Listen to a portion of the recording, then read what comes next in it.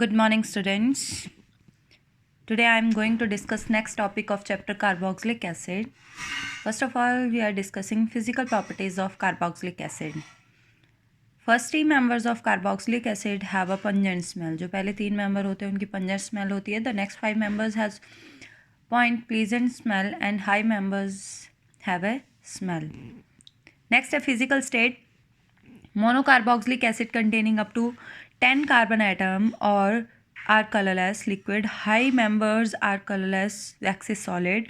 Lower members of carboxylic acid containing up to 5 carbon atoms of acid are water soluble. जो lower member होते हैं वो water soluble होते हैं due to intermolecular hydrogen bonding. Next है carboxylic group can form hydrogen bonding with hydrogen water molecule. Monocarboxylic acid have high boiling point as compared to alcohol. This is because the presence of intermolecular hydrogen bonding. This is because most of the carboxylic acid in solid, liquid and in vapor state exists as a dimer. In the two molecule of carboxylic acid get linked by hydrogen bonding. तो carboxylic acid जो है आपस में ही intermolecular hydrogen bonding कर लेते हैं जिसकी वजह से इसका बॉइलिंग पॉइंट जो है वो बहुत ज़्यादा होता है. नेक्स्ट है acidity of carboxylic acid. The carboxylic acid molecule resonance hybrid of following in structure.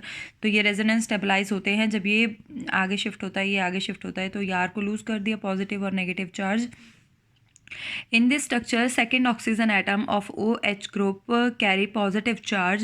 Pair of OH bond is displaced toward the oxygen atom.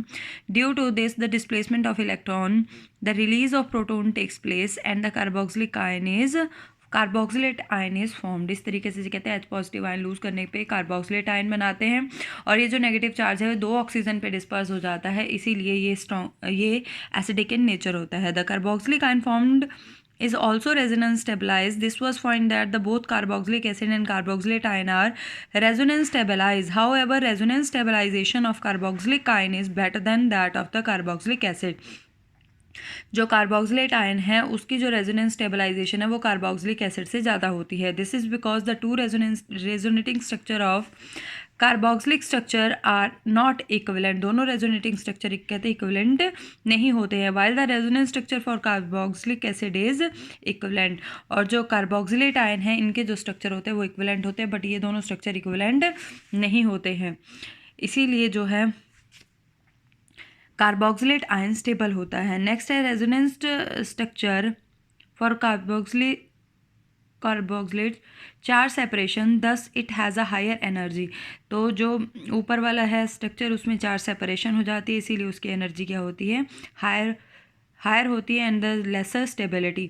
ये ऊपर वाले स्ट्रक्चर की चार्ज सेपरेशन होने की वजह से एनर्जी ज़्यादा स्टेबिलिटी कम. इस वाले में चार्ज सेपरेशन ना होने की वजह से एनर्जी कम और स्टेबिलिटी ज़्यादा. ठीक है. नेक्स्ट है of equivalent energy and such contributing equally towards resonance hybrid. Carboxylic ion is more resonance carboxylate ion is more resonance stabilized than carboxylic acid. Thus carboxylic acid readily give proton to form stable carboxylate ion. इसीलिए carboxylic acid एकदम से proton देके क्या बना लेता है, stable carboxylate ion बना लेता है. नेक्स्ट है by formic acid is more acidic than acetic acid. Formic acid ज़्यादा एसिडिक होता है. क्यों? क्योंकि उसमें मिथाइल ग्रुप जो है CH3COOH has plus I effect. ये जो मिथाइल ग्रुप है ये इस कार्बन के ऊपर प्लस आई इफेक्ट कॉज करता है. इलेक्ट्रॉन रिलीजिंग इन नेचर है. It will increase the electron density on oxygen atom. ये क्या करता है, ऑक्सीजन एटम पे इलेक्ट्रॉन डेंसिटी इंक्रीज कर देता है.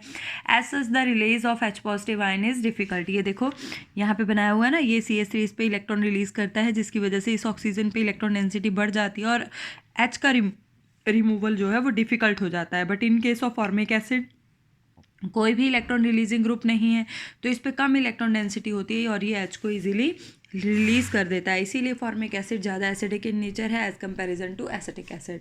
तो जैसे जैसे मिथाइल ग्रुप लगते जाते हैं, इलेक्ट्रॉन रिलीजिंग ग्रुप लगते जाते हैं, वैसे वैसे एसिडिक स्ट्रेंथ डिक्रीज़ होती चली जाती है और जैसे जैसे इलेक्ट्रॉन विड्रॉइंग ग्रुप लगते हैं वो एसिडिक स्ट्रेंथ को इंक्रीज़ करते हैं.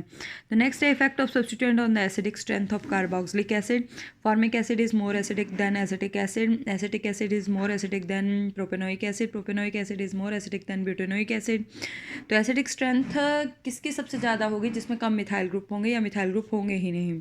नेक्स्ट है effect of electron withdrawing group. Electron withdrawing group such as a halogen nitro group increase the acidic strength of the magnitude of negative charge on oxalate ion and thus the stability the release of H positive ion become easier. ये देखो जितने ज़्यादा chlorine atom लगते जाएंगे उतनी ज़्यादा क्या होता जाएगा, एसिडिक इन नेचर होता जाएगा। क्यों? क्लोरीन इलेक्ट्रॉन विड्रॉइंग है, वो इलेक्ट्रॉन विड्रॉ करेंगे, ऑक्सीजन पे डेंसिटी कम होगी और हाइड्रोजन से वो इलेक्ट्रॉन लेके हाइड्रोजन को लूज़ कर देगा। 2 क्लोरीन वाला उससे कम एसिडिक होगा, 1 क्लोरीन वाला उससे कम एसिडिक होगा और ये वाला सबसे कम एसिडिक होगा। तो जो इलेक्ट्रॉन विड्रॉइंग ग्रुप होते हैं वो इलेक्ट्रॉन को विड्रॉ करके ऑक्सीजन को इलेक्ट्रॉन डिफिशिएंट बना देते हैं, जिससे ऑक्सीजन हाईली अनस्टेबल हो जाती है। वो हाइड्रोजन से इजीली इलेक्ट्रॉन फटाफट से इलेक्ट्रॉन लेके हाइड्रोजन को H पॉजिटिव आयन को क्या कर देती है, लूज कर देती है। नेक्स्ट है alpha chloropropanoic acid is stronger acid than beta chloropropanoic acid. Alpha chloropropanoic acid ये है, बीटा क्लोरोप्रोपेनोइक एसिड ये है। अब ये कह रहा है alpha chloropropanoic acid is stronger than beta chloropropanoic acid. Obvious है जो इसके ज़्यादा करीब होगा वो ज़्यादा इजीली इलेक्ट्रॉन विड्रॉ करेगा, जो ज़्यादा दूर होगा वो कम इजीली इलेक्ट्रॉन को विड्रॉ करेगा। The carboxylic atom present at alpha position carbon atom exert greater minus I effect. जो अल्फा पोजीशन पे है वो कहते हैं ज़्यादा माइनस आई इफेक्ट कॉज करेगा, ज़्यादा इलेक्ट्रॉन को विड्रॉ करेगा, और जो बीटा पोजीशन पे प्रेजेंट है वो कम माइनस आई इफेक्ट कॉज करेगा, इसीलिए अल्फा वाला ज़्यादा एसिडिक होगा। Why ethanoic acid is weaker than benzoic acid. Ethanoic acid weaker क्यों होता है, कहते हैं बेंजोइक एसिड से। Carboxylic group attach to sp2 hybridized. अब इसमें जो कार्बोक्सिलिक ग्रुप अटैच है कौन से कार्बन से अटैच्ड है, sp2 हाइब्रिडाइज्ड कार्बन एटम से, और इसमें जो कार्बोक्सिलिक ग्रुप अटैच्ड है वो sp3 हाइब्रिडाइज्ड कार्बन एटम से अटैच्ड है। The electronegativity of carbon to which carboxylic group attached more is acidic character due to the electron withdrawing effect to hybridised carbon. Thus benzoic acid is more acidic than ethanoic acid.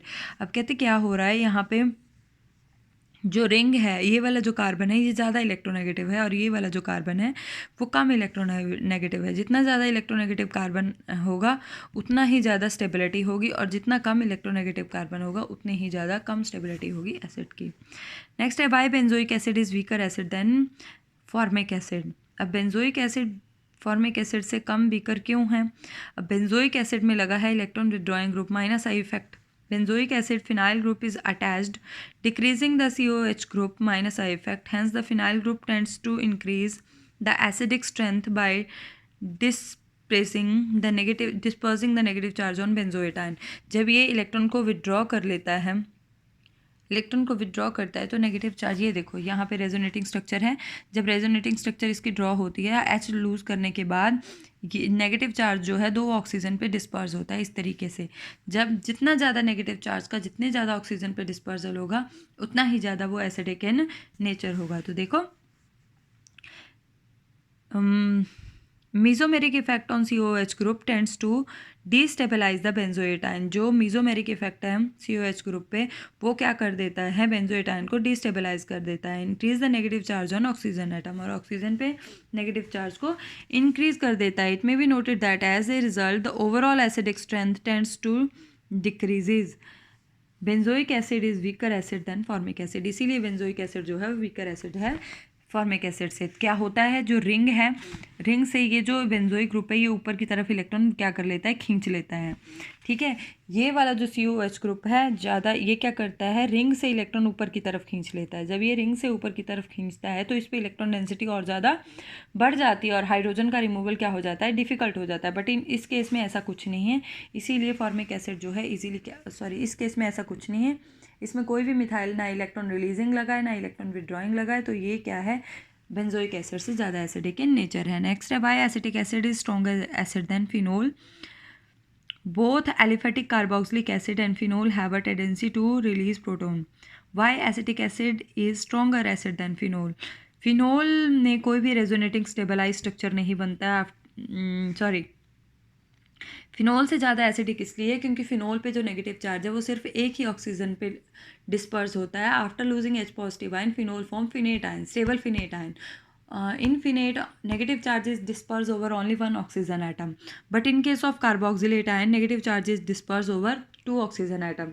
जितने ज़्यादा electronegative element में negative charge का dispersal होगा उतना ही stable ion होगा, जितना ज़्यादा stable ion होगा उतना ही ज़्यादा एसिडिक इन नेचर होगा। इसीलिए कार्बोक्सिलेट आयन आप सीधा ही बोलोगे after losing H positive ion carboxylate ion having negative charge dispersal over 2 oxygen atom. On the other hand, in case of phenol, phenate ion is formed after losing H positive ion and negative charge dispersal takes place over only 1 oxygen atom.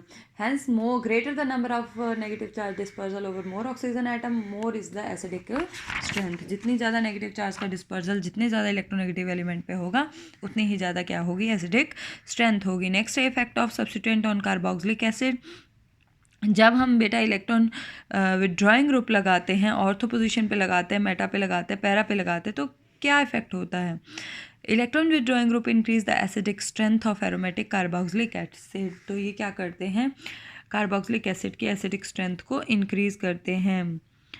Electron releasing group decrease the acidic strength in case electron donating group such as methyl group. अगर methyl group लग जाएंगे तो donating group लग जाएंगे तो ये उसकी acidic strength को क्या करते हैं, डिक्रीज करते हैं।